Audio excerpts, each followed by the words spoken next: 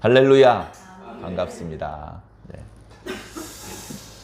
오늘 예배를 시작하면서 많은 생각이 제 마음속에 떠올랐습니다. 그 중에 하나는 이런 거였습니다. 제가 군대 갔을 때 이야기인데요. 횟수를 계산해 보니까 30년도 넘은 이야기입니다. 처음에 이제 군대를 갔는데 처음부터 막 소리 지르고 욕하고 기합 주는 건 아니었습니다. 처음에는 우선 자상하고 자세하게 설명을 해줍니다. 그리고 나서 설명한 대로 안 했을 때 그때 이제 기합을 받기도 하고 힘든 훈련을 더 힘들게 받게 되기도 하는 거죠. 그래가지고 사람들을 한 군데로 모아놓습니다. 그리고 잠잘 때 침상에 이불을 어떻게 정리하는지, 그리고 사물함은 어떻게 정리하는지, 그런 이제 요령을 알려주는 것이죠. 그리고 첫날은 잠잘 때도 막 무슨 불침번이 있거나 하지도 않습니다. 오늘 하루 무척 피곤했을 텐데 오늘은 일찍 자게 하니까 아무 걱정 말고 편안하게 자라. 그리고 정말로 깨우지 않았습니다. 그리고 나서 하루하루 지날수록 조금씩 훈련의 강도가 세지더라고요. 자, 그런데 그 중에서 제가 기억에 남는 것은 뭐냐 하면 거기 이런 강대상이 있습니다. 우리 교회 강대상처럼 아름답게 장식된 건 아니고요. 아주 단순한 구조의 강대상이고 얼핏 봐도 10년 이상 오래된 강대상입니다. 나무로 만들었는데 니스로 칠한 것도 많이 벗겨졌고 모서리가 많이 닳았습니다. 근데 정말 강렬하게 기억에 남는 건 이 앞부분에 누가 붓글씨로 글씨를 써놨어요. 글씨를 쓰고 그 위에 니스칠을 한 겁니다.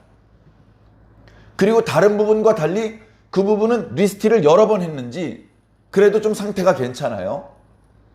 붓글씨로 뭐라고 써 있느냐? 의로운 군인으로의 신분 전환이라고 써 있었습니다. 의로울 의자, 그다음에 군인, 이 부분은 한자로 또 써 있었습니다. 글씨를 제법 잘 쓰는 분이 썼습니다. 우리는 하루하루 생활이 힘들었기 때문에 그 교탁에 있는 글씨를 자세히 보지 않았습니다. 그런데 훈련이 2주차에서 3주차쯤 넘어갈 때인가요? 이제 막 힘들어질 때, 그때 밤에 잠을 자기 전에 그 이제 훈련소 그 소대장이 이 강당에 있는 글씨를 보았느냐? 의로운 군인으로의 신분 전환이다. 너희들은 지금 군인으로 신분이 전환되고 있다. 그래서 힘든 것이다. 그러나 이 힘든 과정은 가치 있는 것이다. 군인이라는 신분은 의로운 신분이다. 그런 얘기를 하는데 힘들어 죽겠고 우리를 괴롭히는 소대장이 밉기만 했었는데 갑자기 울컥하더라고요. 울컥했습니다. 근데 나중에 얘기를 해보니까 저만 울컥한 게 아니고 제 좌우에 있었던 훈련생들이 다 울컥한 거예요. 그러면서 이상하게 그 말을 들은 다음 날부터 절대로 훈련이 쉬워진 건 아니거든요. 여전히 어려운데 아이들이 말을 잘 듣기 시작합니다. 기합 소리, 군가 부르는 소리가 달라요. 하룻밤에 군인으로 바뀐 것 같은 느낌이 드는 거예요. 그리고 우리들끼리 봐도 전혀 군인 같아 보이지 않았던 녀석들이 제법 군인 같아 보이는 겁니다. 야, 너 멋있는데? 그리고 그런 말을 저도 들었습니다. 저도 모르게 훈련받는 그 짧은 기간 동안에 말하는 거, 생각하는 거, 행동하는 거, 복장, 자기 사물 관리하는 거 군인스럽게 바뀌는 거예요. 짧은 시간에 그렇게 바꾸려다 보니까 훈련을 세게 할 수밖에 없는 겁니다. 훈련하는 과정에서 변명하고 불평도 많이 줄어들었고요. 옆 친구랑 막 싸웠는데 나중에는 동기애, 전우애가 생깁니다. 서로 도와주게 됩니다. 그리고 나중에 자대로 이렇게 헤어질 때 우는 친구도 있더라고요. 짧은 기간이지만 어렵게 훈련을 받으면서 정말로 신분이 전환됐구나 하는 그런 느낌을 받았습니다. 저희 교회 강대상에는 의로운 천국 백성으로의 신분 전환 뭐 이런 건 안 써놨어요. 네. 굳이 써놓지 않습니다. 제가 많은 교회를 다녀봤는데요. 그 어떤 교회에도 그렇게 여기다 글씨를 쓰는 교회는 없었습니다. 네. 행사를 위해서 잠깐 뭐 써붙여 놓는 경우는 있어도, 자, 그러나 교회는 써붙여 놓지 않았을 뿐이지 의로운 천국 백성으로의 신분 전환을 하는 곳이 맞습니다. 맞죠? 그거 안 하려면 뭐하러 오셨습니까? 밥 얻어 먹으려고 오셨습니까? 코로나 지나고요. 밥도 안 줘요, 이제. 그런데도 오셨죠? 왜? 의로운 천국 백성으로의 신분 전환을 하고 싶어서. 지금 이 상태로 천국 못 가. 그래서 어떻게 한다고요? 교회를 가야 돼, 교회. 교회. 어떤 교회는 목사님 설교가 재미없고, 어떤 교회는 장로님, 권사님이 도끼 눈을 뜨고 쳐다보는 것 같고, 어떤 교회는 밥이 반찬이 맛이 없고, 어떤 교회는 냉방도 잘 안 되고, 뭐 교회마다 불편하고 아쉬운 부분이 없는 교회가 없습니다. 그럼에도 불구하고 교회에 가야 천국 백성 될 수 있습니다. 교회 가야 죄인이 의인이 되는 것이고 지옥 백성이 천국 백성 되는 것입니다. 저는 이제 오늘 예배 시작하기 전에 그런 생각을 하고 있었거든요. 근데 오늘 예배 시작할 때 기도해 주신 그 기도 내용 중에 우리가 하나님의 말씀에 순종해서 하나님 백성답게 살게 하여 주시옵소서라는 기도 대목이 있었는데 그게 제 마음을 쿡 찔렀어요. 맞다. 순종해야 하나님 백성다워질 수 있어.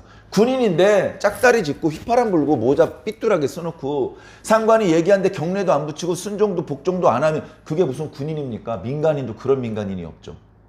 옷만 군복을 입었을 뿐이지 걔는 전투 현장에서 아무 도움이 안 되는 오히려 위험한 존재가 될 수도 있습니다. 그죠? 군인답다는 말은 자유시간엔 풀어주고 의자 뒤집어 쓰고 막 노래도 부르지만 자유시간 끝나고 작전에 들어가면 상관의 명령에 철저히 복종해야 됩니다. 왜 해야 됩니까? 물어보면 걘 군인이 아닙니다. 물어보지 않고 명령대로 즉각 움직여야 작전을 성공할 수 있고 동료 전우들과 본국에 있는 가족들을 지킬 수 있는 겁니다. 일일이 설명 들어야 되고 납득이 되면 순종을 하고 그래가지고는 작전 수행 못합니다. 신분 전환이 됐다는 얘기는요. 순종을 할 수 있느냐 없느냐로 판가름 나는 겁니다. 너 지옥 백성이야 천국 백성이야. 순종할 수 있으면 천국 백성이고 순종이 안 되면 지옥 백성입니다. 죄송하지만 넥타이를 아무리 비싼 걸 매셨어도 그것을 넥타이의 가격으로 바꿀 수는 없습니다. 자, 되짚어 봅니다. 9년 전에 무슨 일이 있었는지 혹시 아십니까? 9년 전에 이 교회가 설립됐습니다. 왜 설립했습니까? 김은상 목사가 야심이 있어서 설립했습니까? 월급을 교회에서 많이 줬는데 돈이 막 남아 돌아가지고 쌓이니까 이거 어디다 쓸 데 없을까 해가지고 여기다 쓰려고 교회 설립했습니까? 이 교회는요, 하나님께 순종해서 세워진 교회입니다. 그것을 여러분들은 어쩌면 잘 모르실 수도 있습니다. 잘 못 느끼실 수도 있고 전혀 이해가 안 되는 분도 있을지 모르겠습니다만 저는 너무나 확실한 증거가 있습니다. 저는 이 교회를 세울 수밖에 없었습니다. 그건 하나님의 뜻이었고 명령이었기 때문에 그렇습니다. 제가 이렇게 말을 하면 이해를 못하는 분은 왜 이해를 못하냐 하면 말도 안 되는 소리 하고 있네. 야, 하나님이 명령을 해서 교회를 세웠는데 9년 지났는데 도로 제자리냐? 아직도 이렇게 교회가 비어있느냐? 하나님의 명령대로 교회를 설립했다면 100명, 1000명 교회가 되어 있었어야지. 이런 생각을 하고 그 생각을 말로는 안 하지만 속으로 비웃죠. 또는 이해를 잘 못하는 거죠. 하나님의 뜻대로 세웠으면 이럴 리가 없는데. 인간적으로는 그렇게 생각하는 게 자연스러울 것입니다. 그러나 한번 거꾸로 생각을 해보십시오. 거꾸로 생각한다기보다 성경대로 생각해 보십시오. 성경에 하나님의 명령을 받은 선지자, 거짓 선지자 말고 자기 마음대로 선지자 노릇 한번 해볼까? 이렇게 시작한 선지자 말고 하나님의 명령에 의해서 선지자 생활을 한 사람들 중에 몇 명이나 많은 백성들의 지지와 많은 백성들의 인기와 많은 백성들의 호응을 얻었습니까? 우리 오늘 아합이라는 사람이 나오는데 한 장 넘어가다 보면 미가야라는 선지자가 나와요. 아합이 하나님을 믿는 믿음이 행편없는 놈이었지만 그래도 이스라엘은 하나님을 믿는 나라였기 때문에 이세벨이 그렇게 많이 쳐 죽였는데도 곳곳에 하나님의 선지자들이 있었습니다. 큰 전투를 앞두고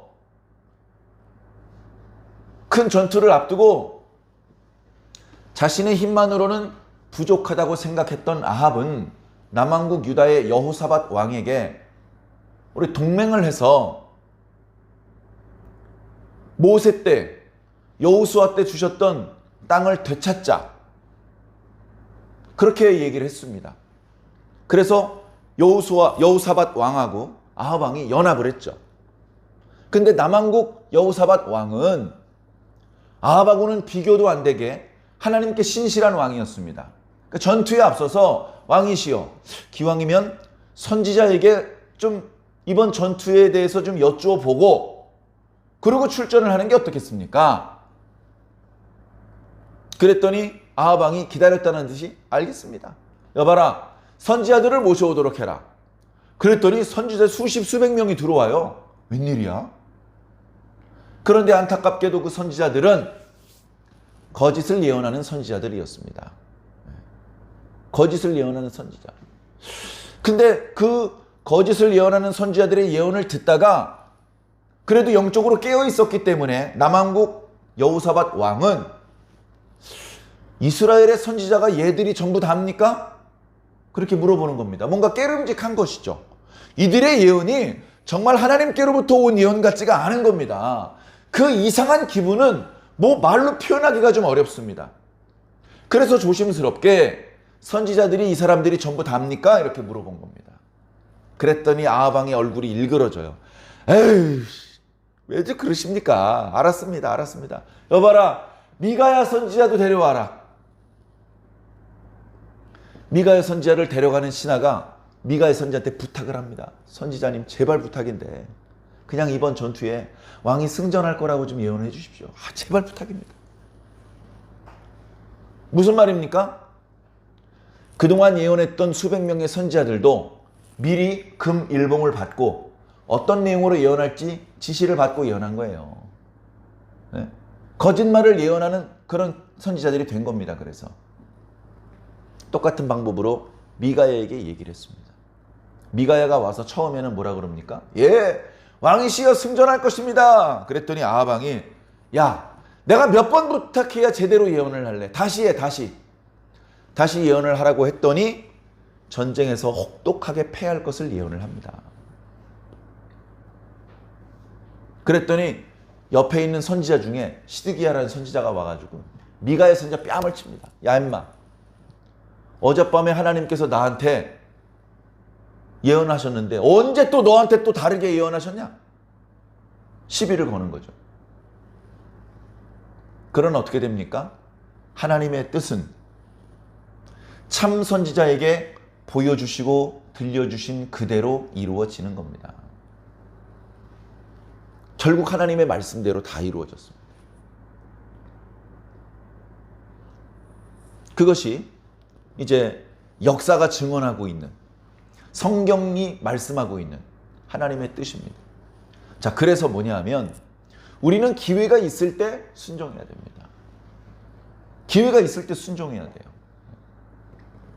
모든 선지자들이 다 인기에 영합하는 것이 아니고 모든 목사님들이 개척하면 교회가 미어터지는 게 아닙니다. 그럼 교회가 미어터지지 않으면 그것은 하나님의 명령에 의해서 교회를 설립한 것도 아니고 그 목사는 기도도 안 하고 말씀에 대해서도 잘못 알고 있는 사람이냐? 그럼 저 이단 교회는 왜 저렇게 미어터지는 겁니까? 그런 논리대로라면 올바른 복음을 전하면 모든 시대에 모든 장소에서 올바른 복음이 전파되는 교회는 미어 터져야 되고, 이단은 아무리 외쳐도 믿어주는 사람이 없어서 말라 비틀어져야 되잖아요. 그런데 수백 수천 년의 역사에 걸쳐서 우리가 보아서 알지만 오히려 이단이 시대마다 많은 인기와 지지를 받아왔습니다. 그리고 참된 복음을 전파하는 사람은 오히려 따르는 자가 너무나 적었습니다.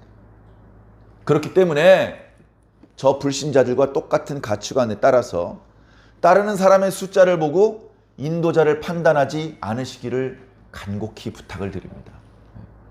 믿거나 말거나 이해가 되거나 말거나 우리 교회는 하나님의 뜻대로 세워진 교회입니다. 그래서 저는 기왕이면 이 교회가 어려움의 기간도 지난 때 다시 교회가 성장을 하고 더 많은 성도들과 함께 예배를 드리고 그 성도들과 함께 손잡고 기도하고 그 성도들과 함께 길거리에 나가서 복음을 전파하고 정말 땅끝까지 여기 말씀을 들으러 오기만 기다리지 말고 함께 예배드리는 성도들과 함께 나가서 말씀을 외치는 것들을 꿈꾸면서 그런 교회가 되기 위해서 나름 이런저런 구상을 하고 있습니다. 그러나 구상은 제 몫이고 그 구상이 이루어질지 말지를 결정하시는 분은 역시 하나님이신 것 같습니다. 바로 이럴 때 마음이 힘들어져요. 몸이 힘든 건 기본이고 마음이라도 편해야 되는데 마음이 힘들어지는 겁니다. 여러분 요나 알죠? 이스라엘 백성도 아니고 저 아수르의 니누에로 가서 예언을 하랍니다. 그놈들이요 다 벼락맞아 죽었으면 좋겠는 우리 원수인데 우리 민족의 원수인데 근데 거기 가서 예언을 하라는 겁니다.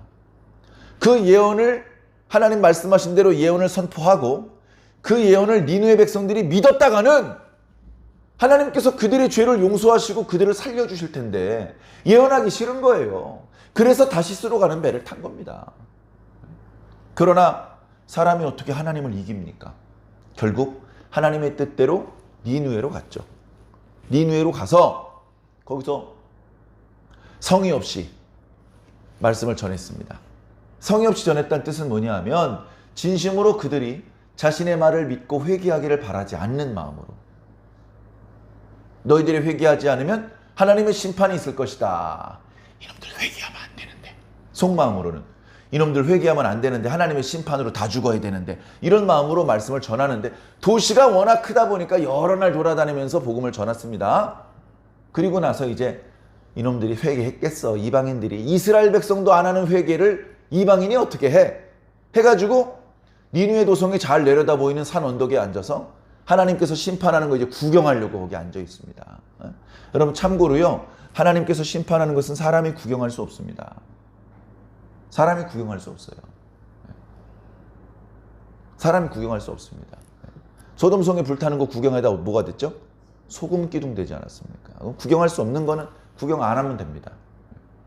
그런데 하나님께서 불로 니누의 성읍을 불태워버리지는 않으시고 그냥 니누의 백성들이 편안하게 잘 삽니다. 그럴 때 선지자는 마음의 상처를 입는 거예요. 마음이 힘들어지는 겁니다. 심판이 있을 것이라고 예언을 했는데 심판을 안 하면 전 뭐가 됩니까? 저는 거짓 선지자가 되는 겁니까? 저 이럴 거면 선지자 안 하겠습니다. 예를 들면 지금 이 요나 선지자의 마음의 말을 현대적으로 바꾸어서 말하면 이런 거죠. 아니 교회를 개척해서 9년이 됐는데 아니 전도가 이렇게 안 되면 어떡합니까? 나 이럴 거면 목사 안 할 겁니다. 나 이럴 거면 교회 개척 안 할랍니다. 이게 똑같은 말이죠. 사랑하는 성도 여러분, 중요한 건 내가 가시적인 성과를 내는 게 중요한 게 아닙니다. 항상 공부 못하는 학생은 중요하지 않은 것만 외우고 다녀요. 중요하지 않은 것. 선생님이 첫사랑이랑 만난 게 몇 살이었을 때야. 이거 외워가지고 뭐합니까? 하도 좋으니까 내가 첫사랑을 만난 얘기 잠깐 해줄게. 그때가 22살이었나? 그런 것만 기억하는 거예요. 정말 시험에 나오는 교과서에 나오는 건 기억을 못해. 중요한 건 그 선지자가, 그 목사가 얼마나 가시적인 성과를 냈느냐가 중요한 게 아닙니다. 그럼 뭐가 중요하죠? 뭐가 진짜 중요한 게 뭔지를 알아야죠. 그것은 하나님의 뜻이 이루어지는 겁니다. 하나님의 뜻이 이루어지는 겁니다. 영국의 한 선교사가 한글로 번역된 성경책 몇 권을 준비해서 우리나라에 들어왔습니다. 거의 최초의 선교사입니다. 그래가지고 제너럴 쇼먼호였나요? 대동강으로 이제 올라오는데 당시 척화비를 세워가면서 오랑캐를 몰아내자. 그래가지고 이제 아무 이유 없이 대포를 발사해가지고 격침됐습니다. 배가 격침됐어요. 그 배에 선교사가 한글로 된 성경책을 들고 탔는데 배가 격침됐어요. 그래가지고 부상을 입은 채로 성경책 몇 권을 들고 대동강변에 그 선교사가 뛰어내렸어요. 그랬더니 조선 사람들 몇 사람들이 달려옵니다. 그래서 그들에게 어설픈 조선말로 예수 믿으세요 하면서 성경책을 내밀었더니 그 선교사에다가 총을 갈기는 거죠. 빵빠방빠방. 그 선교사는 한 번도 설교 못했습니다. 한 명도 전도 못했습니다. 그럼 실패한 선교사네. 믿음도 형편없는 선교사였나 보네. 예? 전도를 한 명도 못한 선교사. 나중에 예수님께 빠따 맞겠네. 그럴까요? 가시적인 성과를 못 낸 건 틀림없어요. 그건 부정할 수 없어요. 그러나 그의 죽음을 헛되다고 말할 수 없습니다. 단 한 명도 전도 못했고 교회를 설립하는 것은 고사하고 한 명도 그리스도인으로 만들지 못했는데 근데 그의 이름은 길이길이 빛나는 이름이 됩니다. 그의 이름은 땅에서는 인정받지 못할지 몰라도 천국에서 해같이 빛나는 이름이 되는 겁니다. 그리고 그 대동강변에 던져놓은 그 한글 성경은 어떤 사람이 들고 가서 자기 집으로 가져갔어요. 근데 그 사람은 안타깝게도 글씨를 못 읽는 사람입니다. 그래가지고 그 성경책을 이용해서 도배를 했습니다. 자기 집에 도배를 했어요. 근데 어떤 사람이 그 방에서 자다가 성경을 읽다가 예수 믿게 됐어요. 그런 말도 안 되는 일이 여러 번 겹쳐져서 우리가 잘 아는 평양대부흥 운동이 일어난 것입니다. 토마스 선지자는 한마디도 설교를 못했는데 하나님께서는 그 선지자를 통해서 일하고 계셨던 겁니다. 우리 교회가 가시적으로 성과를 내지 못하는 것 같아도 하나님께서는 놀고 계시지는 않을 것이다. 저는 그렇게 믿습니다. 저희 교회에 많은 사람이 다녀갔습니다. 교회는 다녀가는 곳이 아닙니다. 왔으면 머물러 있어야 됩니다. 머물러 있는다는 뜻은 교회 등록을 하고 교회 출석부 또는 교회 헌금함에 자기 이름을 딱 박아놓고 정기적으로 그 교회에 출석해서 예배를 드리는 생활을 말하는 것입니다. 그렇게 교회에 머물러 살아야 됩니다. 교회에 와야 의로운 천국 백성으로의 신분 전환이 가능하기 때문에 그렇습니다. 그런데 그렇게 머물지 못하고 많은 분들이 다녀가셨습니다. 한 3개월 다니다가 우르르 떠나셨고 한 1년쯤 다니다가 전화는 받으시는데 교회는 잘 못 오시고 더러는 먼 지역으로 이사를 가시고 상황은 다양하게 있는데 결과적으로 많은 분들이 다녀가셨습니다.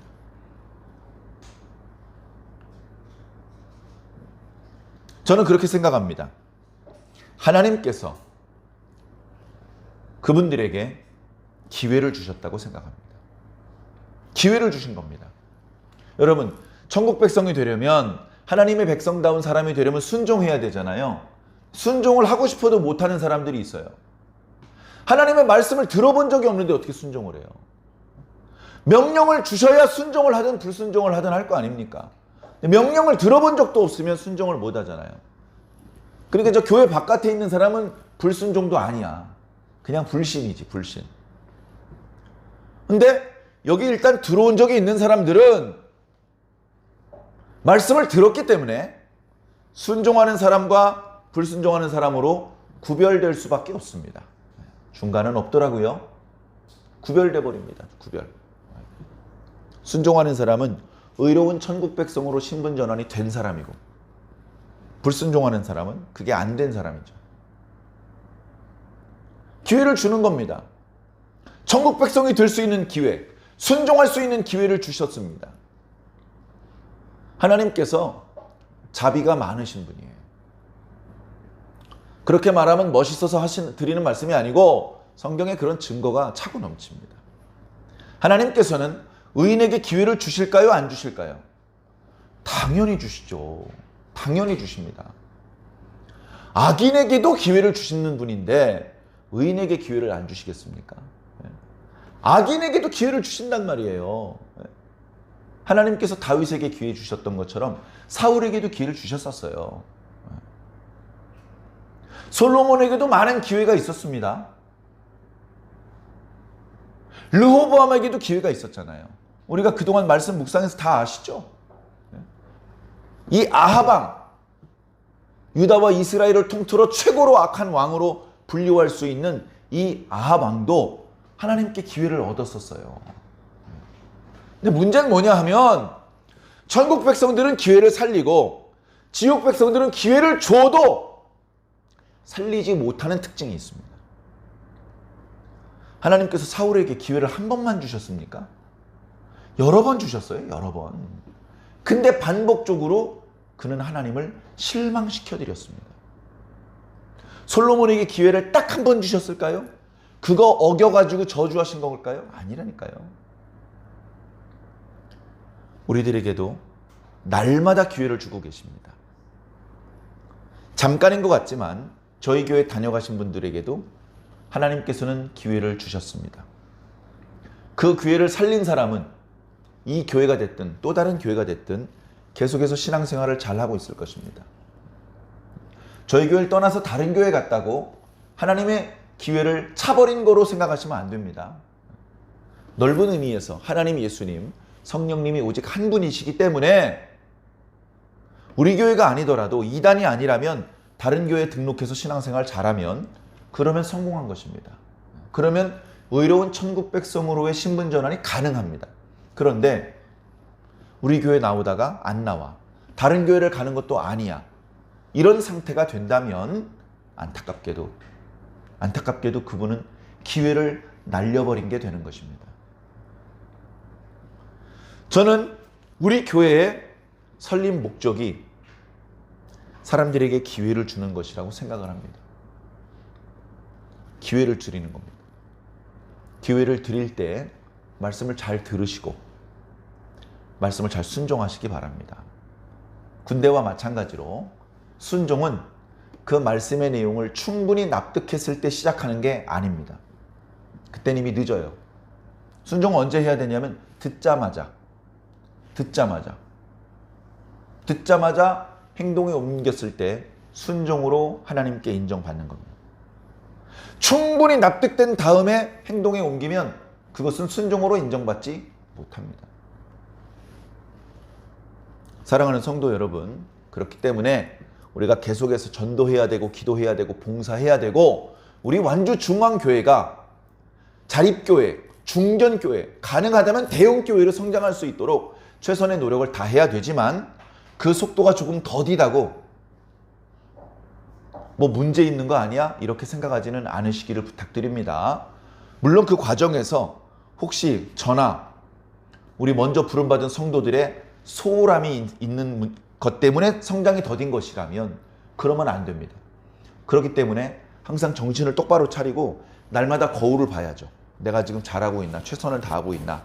그런 것들을 생각해 가면서 점검해 가면서 기도해 가면서 계속 했는데도 가시적인 성과가 나오지 않을 때는 두려워하지 않으셔도 됩니다. 그저 날마다 하루하루 하나님께서 원하시는 삶을 살기 위해 최선을 다하시면 하나님께서 보상해 주실 것입니다. 저희는 그런 걸 믿고 가는 사람들입니다. 자, 이제 오늘 말씀을 한번 살펴보겠습니다. 오늘 이제 교회 설립 기념주일이기 때문에 말씀을 좀 드렸는데요. 오늘 말씀하고도 연관이 되기 때문에 말씀을 좀 드려봤습니다. 자, 이쪽 지중해고요. 이쪽이 이제 이스라엘 백성들 사는 땅입니다. 이 해안선이 단조로운데 뾰족 튀어나온 데가 하나 있어요. 여기가 이제 갈멜산입니다. 얼마 전에 지난주 주일이었나요? 엘리야 한 명과 바알과 아세라의 선지자 850명이 영적으로 대격을 벌였던 곳. 요 옆에 이제 기손 시내가라고 조그마한 시내가 있는데 거기로 그 선지자 850명을 끌고 내려가서 다 쳐 죽인 적이 있었던 곳이 바로 갈멜산입니다. 이 갈멜산 오른쪽으로 가다 보면 여기 우리가 잘 아는 갈릴리 호수가 있죠. 쭉 내려가면 저 밑에 이제 사해가 있을 것입니다. 좀 확대해서 그렸기 때문에 이렇게 봅니다. 대충 이 요단강 서쪽을 가나안 땅이라고 합니다. 동쪽을 길르앗 땅이라고 하죠. 이 두 지역을 합해서 이만큼이 이제 아합이 다스리는 이스라엘 땅입니다. 수도는 아합의 아버지 오므리가 건축한 사마리아 땅입니다. 이쯤에 있습니다. 사마리아. 여기 왕궁이 있는 것이죠. 자, 그럼 이쪽 위쪽에 훨씬 더 큰 덩어리에 아람이라는 나라가 있습니다. 아람. 수도는 다마스커스. 다마스커스 신약에도 나오잖아요. 사울이 하나님 믿는 사람들, 예수님 믿는 사람들 잡아 옥에 넣으려고 말 타고 가다가 예수님 만났죠. 그리고서 다메섹에 들어가잖아요. 그 다메섹, 이제 현지 발음으로 다마스커스라고 하는데 다메섹이 수도입니다. 아람. 여기 왕이 당시에 벤하닷이라는 왕이 있었어요. 결과적으로 나쁜 놈이죠. 왜 나쁜 놈이죠? 자꾸 하나님의 백성, 언약 백성, 그리고 언약의 땅을 자꾸 침공해 들어오잖아요. 자, 여기 이제 아하방이 있죠. 아하방.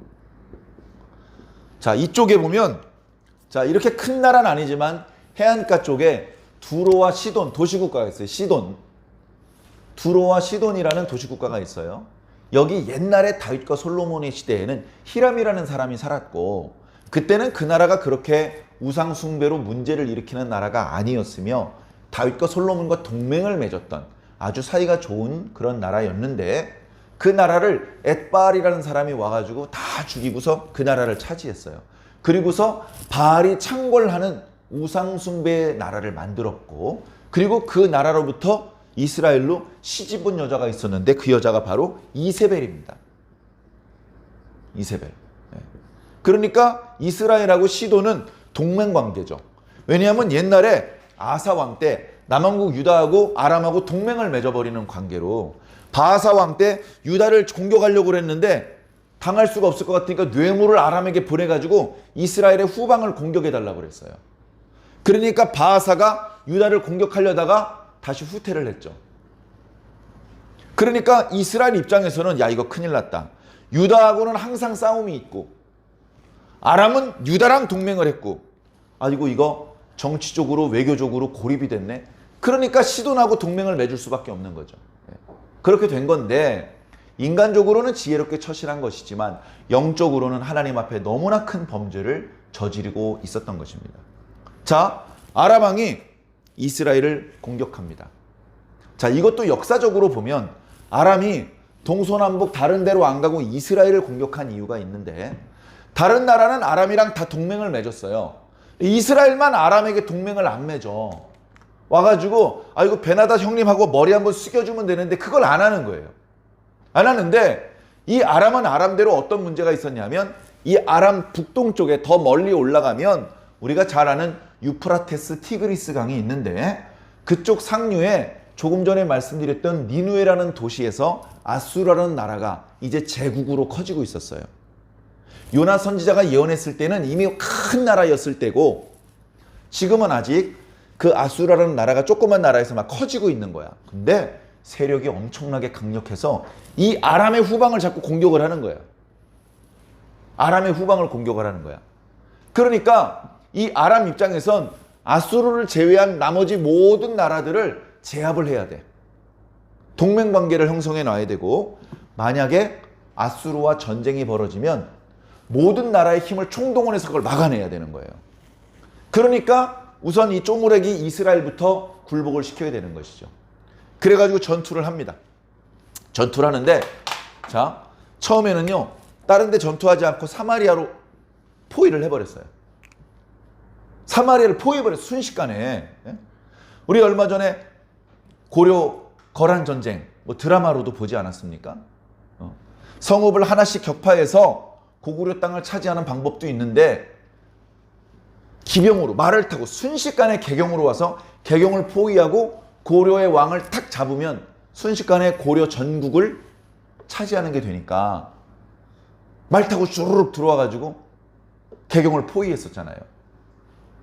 그런 방법으로 이쪽도 마병대를 앞세워가지고 사마리아를 포위를 했었습니다. 큰일 났습니다. 이건 게임 끝났다. 베나닷이 갑자기 기고만장해졌습니다. 야 아합아, 네가 가진 재물은 다 내 재물이다. 네 아내도 내 아내고 네 자녀들도 다 내 거야. 그랬더니 아합이 꼬리를 내리고 네 맞습니다 형님, 제 거는 다 형님 겁니다 라고 했습니다. 근데 며칠 지나니까 또 얘기를 합니다. 야 며칠 지났는데 왜 아무도 안 내려보내? 금도 보내고 여자도 보내야 되는데 왜 아무도 안 보내보내? 내가 내일 내 신하들 몇 명을 그리 올려 보낼 거야. 그래가지고 닥치는 대로 눈에 보이는 대로 다 약탈해 갈 테니까 그렇게 하라. 이렇게 얘기를 한 겁니다. 그러니까 아합 왕이 신하들한테 저 나쁜 놈들 보라고, 자기도 나쁜 놈이면서 저렇게 나쁜 놈이 있다고. 근데 그 자리에 하나님의 사람이 딱 나타나는 거예요. 그래서 왕이시여 걱정하지 마십시오. 하나님의 말씀에 야 아합아 여기 무리들을 보느냐? 이 무리들을 네 손에 붙여줄 것이다. 네가 이겨. 그리고 내가 여호와라는 걸 네가 알게 될 거야. 그렇습니까? 그러면 누가 나가서 싸우는 겁니까? 지방 고관들의 청년들이 앞장설 거야. 그래가지고 지방 고관들을 모아봤더니 232명이에요. 야! 공격해! 해가지고 백성들 오합지졸 갑자기 모아는 그 병사들을 한낮에 보냈습니다. 상대방은요 수천 수만 명이에요. 그런데 웬걸 눈에 보이는 가시적인 모습은 아람의 군대가 압도적으로 강력한데 전쟁은 이스라엘이 이기네요.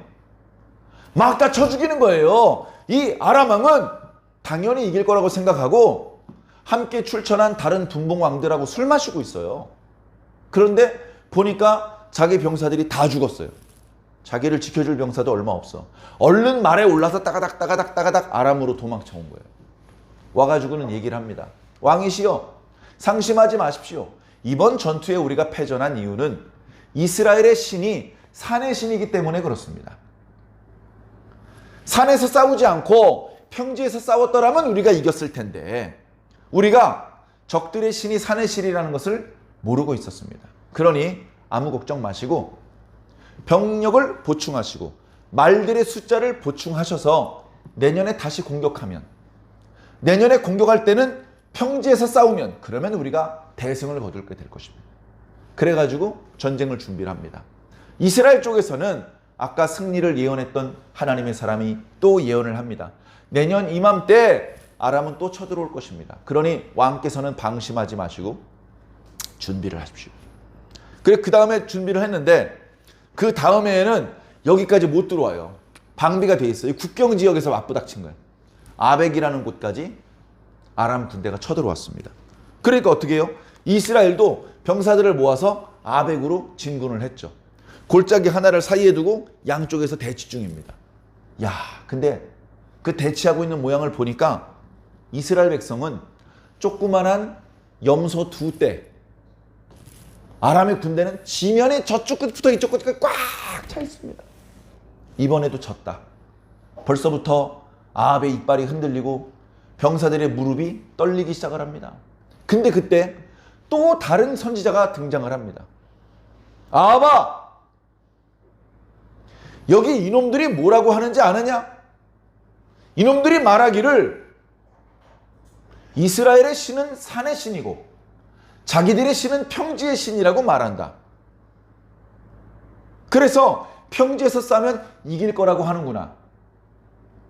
내가 여기 이 군대를 네 손에 붙여줄 것이다. 내가 여호와라는 것을 알게 될 것이다. 그렇게 예언을 했습니다. 7일 동안 대치하고 있다가 7번째 날 꽝 붙었는데 숫자가 이스라엘이 아람보다 훨씬 적었는데 아람의 군대가 일방적으로 깨집니다. 성경의 기록대로라면 그날 10만 명을 죽입니다.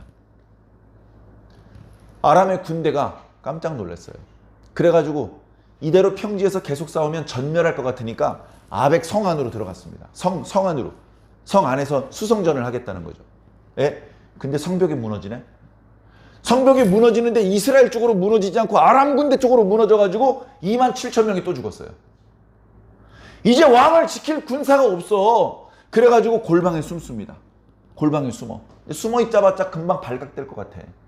그러니까 신하들이 얘기를 합니다. 왕이시여, 우리가 알아본 바에 의하면 이스라엘의 왕들은 대대로 선량한 왕, 자비가 많은 왕인데 우리가 항복을 하고 용서를 구한다면 살려줄지도 모릅니다. 그래가지고 신하들이 밖으로 나갑니다. 이스라엘의 선하신 왕이시여, 우리가 잘못했사오니 용서해 주시고 우리의 생명을 살려주시옵소서.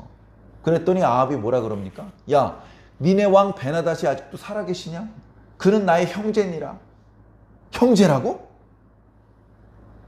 형제란 표현은 어떤 의미냐 하면 같은 어머니를 두었다는 뜻이 아니고 다른 나라 사람이지만 계약을 체결했을 경우에 형제라고 부르는 겁니다.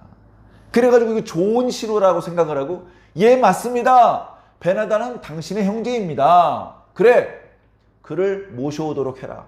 했더니 신하들이 베나닷을 모셔옵니다. 그랬더니 병거 위에 태워요. 그리고 아합이 베나닷의 손을 번쩍 들어줍니다. 그랬더니 베나닷이 죽을 줄 알았다가 살아난 것이죠. 그러니까 베나닷이 약속을 합니다. 저를 살려주셨으니 저희 부친 때 당신의 땅을 빼앗은 거 다 돌려주겠습니다. 그리고 저희 부친이 사마리아에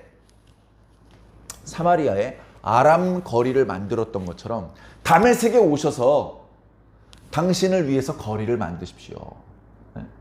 서울 한복판에 테헤란로 있는 거 아시죠? 테헤란 이란의 수도거든요. 테헤란에 가보면요, 서울로가 있어요. 서울에는 테헤란로가 있고, 77년도에 테헤란 시장이 서울시장을 만나서 상호 그 거리의 이름을 교환하기로 약속을 한 거예요. 그러니까 지금 그걸 하자는 거죠. 그래가지고 순간적으로 야, 이거 아람의 왕을 죽이는 것은 상당히 부담스러운 일이고 경제적으로 아무런 이득이 없는 일이야. 그런데 살려서 돌려보내면 땅도 얻지, 그리고 이제 다메섹에서 우리가 경제활동을 해가지고 막대한 경제적인 이득을 얻을 수 있네? 해가지고 살려보내는 거예요. 자, 이 이야기가 오늘 말씀의 이제 전주 배경이 되는 겁니다. 자, 벤하닷을 두 번째 전투에서 죽였어야 했는데 왜? 그게 하나님의 뜻이거든요. 하나님의 뜻은 어떻게 해야 된다고요? 순종해야 됩니다. 순종. 그게 하나님 백성다운 모습입니다. 학생은 학생답고, 어른은 어른답고, 군인은 군인답고, 성도는 성도다워야 되잖아요. 성도다운 게 뭐냐고요? 순종하는 겁니다. 순종. 하나님의 백성이면 순종을 잘해야 돼. 그러면 전투 질 수밖에 없는 전투에서 승리를 하나님께서 주셨으면 어떻게 해야 되는 거예요? 하나님의 뜻대로 죽여야 되는 거예요. 사울이 아말렉을 다 죽이고 아가광을 살려두었잖아요. 그게 뭐라고요? 세 글자로 불순종. 그래서 그렇게 열심히 땀 흘려 싸웠는데도 불구하고 하나님 앞에 저주를 받은 것 아닙니까? 하나님께서 언제 천천만만 수양의 기름을 원하셨습니까? 하나님 목소리 청종하는 것을 원하시는 분인데 어찌하여 순종하지 않습니까? 아합왕도 똑같이 불순종을 한 거예요. 그래서 이것은 그동안 수도 없이 아합왕에 기회를 줬는데 이번 기회가 마지막 기회야. 그리고서는 선지자를 보냅니다. 이름이 알려져 있지 않은 또 다른 선지자를 보내는데 이 선지자가 변장을 하고 아합왕에게 나타납니다. 그러면서 얼마 전에 아람과의 전투에 참전했던 사람인 것처럼, 제가 제 친구랑 전쟁에 참전했었는데요, 제 친구가 아람 병사 하나를 포로로 잡아왔습니다. 이거 데리고 집에 가면 뭐가 되죠? 노예, 다른 말로 큰 돈이 됩니다. 자기가 부려먹든지 큰 돈을 받고 팔 수가 있으니까요. 근데 그 친구가 그 포로를 저한테 맡아달라고 했습니다. 며칠 동안 맡아두면 내가 얼마 줄게. 그래서 제가 며칠 맡아두고 있었는데 제가 볼일 보다가 잃어버렸습니다. 그래가지고 그 친구가 제 멱살을 잡으면서 그 사람을 노예로 팔 때 받으려고 했던 은 1달란트를 달라고 하는데, 왕이시여 이 문제를 좀 해결해 주십시오. 그랬더니 아합왕이 뭐라 그럽니까? 야, 네가 결정한 거니까 네가 그 벌을 받아야 된다라고 말을 합니다. 그러자 이 눈을 가리고 있었던 그 수건을 풀어 던지더니 하나님의 선지자로서 얘기를 합니다. 여호와의 말씀에 내가 죽이기를 원했던 베나닷을 네가 풀어주었기 때문에 베나닷 대신 아합 네가 죽어야 된다. 아람 백성 대신 이스라엘 백성들이 죽어야 할 것이다 라고 예언을 한 겁니다. 참, 이게 모양이요 사울 때하고 비슷하네요. 사울 때요 블레셋하고 전투가 많았거든요. 그런데 매 전투 때마다 이스라엘이 이길 수가 없는 상황이었어요. 블레셋이 훨씬 강력했어요. 그런데 계속해서 이스라엘이 이깁니다. 한 번은 요나단이 앞장서서 이기고, 한 번은 다윗이 앞장서서 이기고. 원래는 블레셋이 이겨야 되는데 계속 이스라엘이 이기다가 마지막 전투에서 이스라엘이 크게 패해요. 바로 그 전투에서 사울 왕이 죽습니다. 이때 똑같아. 계속해서 아람과 전투를 하는데 이상하게 계속 이스라엘이 져야 되는데 이겨요. 이기는데 마지막 전투에서 크게 패합니다. 마지막 전투에서 그때 아합 왕이 죽고, 아합 왕이 죽을 때 하나님께서 미리 예언하셨던 저주의 말씀들이 다 이루어져요. 자, 오늘 우리가 읽은 21장 앞부분의 말씀은 그 선지자 이후에 있었던 일입니다. 자, 이 똑같은 상황인데요. 자, 이스라엘에 여기 왕궁 바로 옆에 나봇이라는 사람이 살았어요. 나봇. 이스르엘이라는 땅에 나봇이라는 사람이 살았고, 그는 조상들에게 물려받은 포도원을 운영하는 사람이었어요. 그런데 그 포도원이 소출이 많고 적음을 떠나서 너무나 아름다운 포도원이었던 거예요. 그걸 왕이니까 시차를 나갔다가 이렇게 한번 보더니 너무 아름다우니까 욕심이 생긴 거야. 왕궁에서 가깝기도 하니까 야, 내가 시세보다 더 쳐줄게. 돈을 많이 줄 테니까 이거 나한테 팔아라. 네가 포도원 농사를 원하면 여기보다 더 넓은 포도원을 내가 구해다 줄게. 너 그리로 이사 가서 살고 이 포도원 나한테 넘겨라. 왕이니까 그렇게 얘기를 한 거죠. 그런데 왕인데도 불구하고 이 나봇은 거절을 합니다. 맞아 죽으려고? 여러분 3공화국, 5공화국 같은 분위기였으면요 쥐도 새도 모르게 변시체로 발견됩니다. 네? 그런 시대가 있었어요. 우리나라에도. 이때는 더 심한 시대잖아요. 그런데 나봇은 거절을 합니다. 거절을 하는 이유는요, 하나님의 계명을 위반하는 것이기 때문에 그래요. 하나님의 계명에 의하면 땅은 영원히 하나님의 소유예요. 그런데 하나님께서 그 땅을 여호수아 때 이스라엘 사람들에게 가족 단위로 다 분배를 해 주었어요. 그래서 그 땅은 영원히 그 가족의 땅이야. 다른 사람한테 매매했다가 하더라도 희년이 되면 돈을 치르지 않아도 그 땅은 다시 소유권이 나한테 돌아오는 땅입니다. 그런 의미가 있어요. 그런 말씀에 의거해서 아이고 왕이시여 이 땅은 팔 수 없는 거지 않습니까? 왕도 잘 아시면서 왜 그러십니까? 그러니까 이 아합이 어떤 반응을 보이냐? 답답해합니다. 답답해하고 근심을 했다라고 기록하고 있어요. 네? 몇 절이죠? 네, 4절 보세요.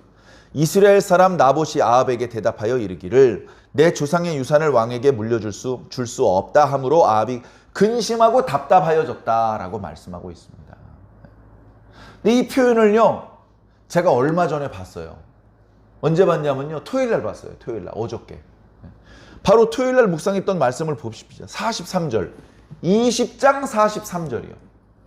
선지자가 예언을 하는 말씀을 듣고 43절 이스라엘 왕이 근심하고 답답하여 라고 기록하고 있잖아요. 이 상황이 아주 안 좋은 상황입니다. 자, 첫 번째는요 이런 겁니다. 하나님하고 관계가 틀어졌어.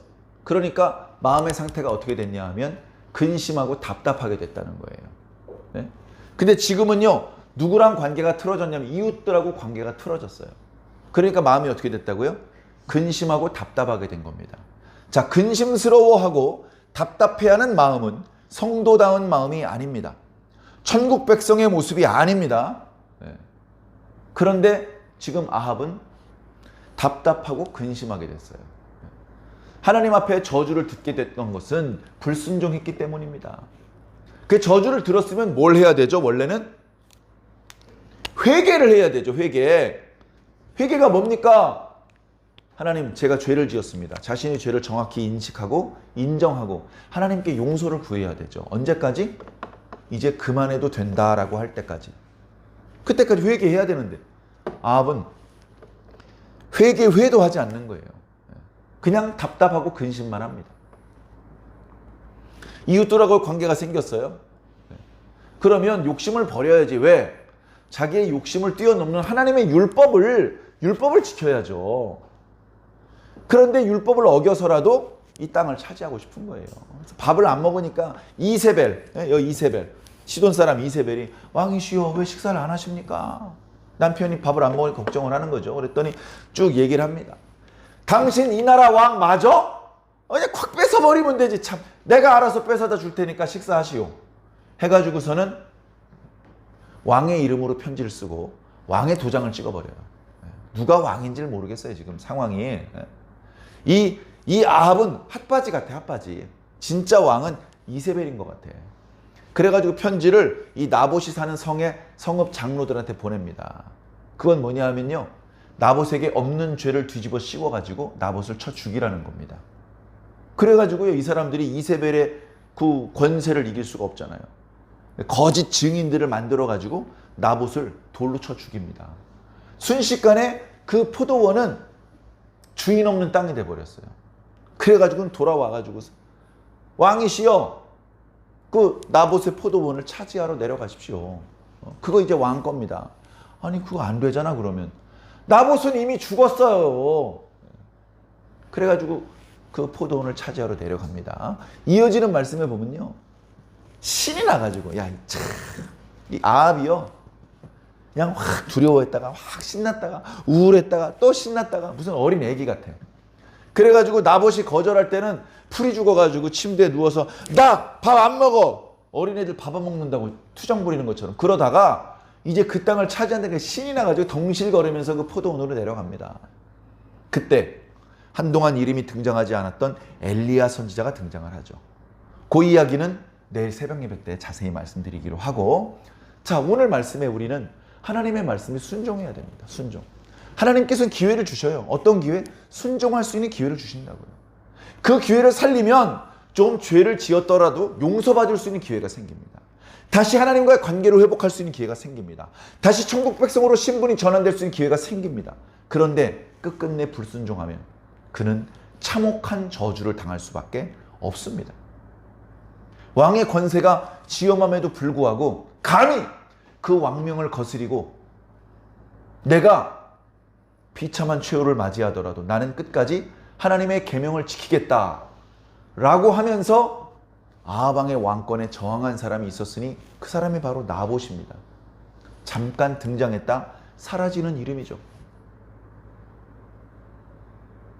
하나님께 성령 받은 게 틀림없는데, 하나님께 명령받은 게 틀림없는데, 그 명령대로 정확히 순종한 게 틀림없는데도 이렇게 허망하게 가시적인 성과를 내지 못하고 사라지는 이름도 있을 수 있습니다. 그럼에도 불구하고 이것은 하나님의 패배가 아닙니다. 나봇은 개죽음을 당한 것이 아닙니다. 나봇을 통해서 하나님은 당신의 뜻을 이루실 수 있습니다. 우리는 우리 욕심을 너무 밝히면 안 됩니다.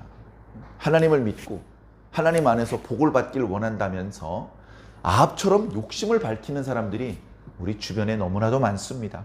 그리스도인들 중에서 그런 모습을 하는 분들이 많이 있다는 뜻입니다. 그러나 그런 모습은 엄밀한 의미에서 성도다운 모습은 아닙니다. 사랑하는 성도 여러분, 우리의 욕심 이전에 하나님의 말씀, 하나님의 뜻이 이루어지는 것, 그것을 최우선으로 생각하시기 바랍니다. 우리는 그 하나님의 말씀이 이루어지는 과정에서 다윗처럼, 모세처럼, 무슨 베드로처럼 무슨 바울처럼 멋들어지게 쓰임 받을 수도 있고 나보처럼 그냥 반짝하고 지나가 사라져버리는 존재일 수도 있습니다. 상관없습니다. 하나님이 이기면 우리 모두 이기는 것이 될 수 있기 때문에 그렇습니다. 흔들리지 마시고 다른 사람과 자신을 비교하면서 의기소침해지지 마시고 옆에 있는 사람이 아닌 하나님을 바라보시기 바랍니다. 내가 지금 따르고 있는 이 말씀이 정말 하늘로부터 출발된 말씀인지만 확인하시면 됩니다. 내가 받아든 편지의 도장이 여호와 하나님이라는 도장이 찍혀 있는지만 확인하시면 됩니다. 그렇다면 지금 현재 가시적인 성과가 나타나고 있지 않더라도 너무 두려워하고 낙심하지 마시고 계속해서 최선을 다해 주시기를 부탁을 드립니다. 마지막에 우리가 주님을 만났을 때 주님께 큰 위로와 칭찬이 있으실 것입니다. 이 땅에 있는 동안에 그렇게 날마다 하나님께서 주시는 기회를 잘 살려서 잘 순종하시고 천국 백성으로 인정받으시기를 예수님 이름으로 간절히 축원합니다.